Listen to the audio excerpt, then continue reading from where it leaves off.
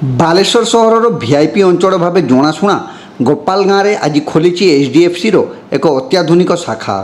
ଏହି ବ୍ୟାଙ୍କରେ ଡିପୋଜିଟ୍ ଏବଂ ୱିଡ୍ରୋ ଏଟିଏମ୍ ମେସିନ୍ର ମଧ୍ୟ ବ୍ୟବସ୍ଥା ରହିଛି। ଏହି ବ୍ୟାଙ୍କର ଶାଖା ଗୋପାଳ ଗାଁରେ ଖୋଲିବା ଫଳରେ ଗୋପାଳ ଗାଁ ସମେତ ଆଖପାଖ ଅଞ୍ଚଳର ନୂତନ ବ୍ୟାଙ୍କ ଗ୍ରାହକମାନେ ମଧ୍ୟ ଜନଗହଳିପୂର୍ଣ୍ଣ ଅଞ୍ଚଳକୁ ନ ଯାଇ ହାତ ପାଆନ୍ତାରେ ବ୍ୟାଙ୍କ ସୁବିଧା ପାଇପାରିବେ। ଘରେ ଟଙ୍କା ଗଚ୍ଛିତ ରଖିବା ଏବେ ବିପଦପୂର୍ଣ୍ଣ ଥିବାବେଳେ ଲୋକେ ମଧ୍ୟ ଏଭଳି ସ୍ଥାନରେ ବ୍ୟାଙ୍କ ଶାଖା ଓ ଏଟିଏମ୍ର ସୁବିଧା ମିଳିଥିବାରୁ ଖୁସି ଜାହିର କରିଛନ୍ତି। ଆଜି ପୂର୍ବାହ୍ନରେ ଲୀରା କନଷ୍ଟ୍ରକ୍ସନର ପରିଚାଳନା ନିର୍ଦ୍ଦେଶକ କମଳା ରଣା ବ୍ୟାଙ୍କକୁ ଆନୁଷ୍ଠାନିକ ଭାବେ ଉଦ୍ଘାଟନ କରିଥିଲେ।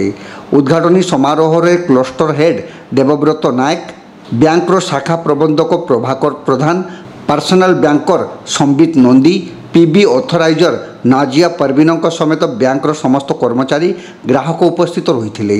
ଏହି ଶାଖାରେ ସେଭିଂ ପାସବୁକ୍, କରେଣ୍ଟ ଆକାଉଣ୍ଟ, ସ୍ଥାୟୀ ଜମା ଆକାଉଣ୍ଟ, ଇନଷ୍ଟାଣ୍ଟ ଆକାଉଣ୍ଟ ଓ ଋଣ ପ୍ରଦାନ ଭଳି ବ୍ୟବସ୍ଥା ରହିଛି।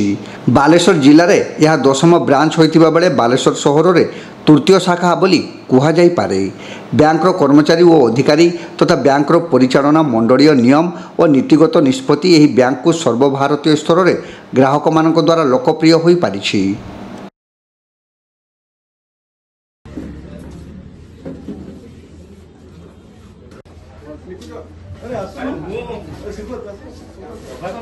अरे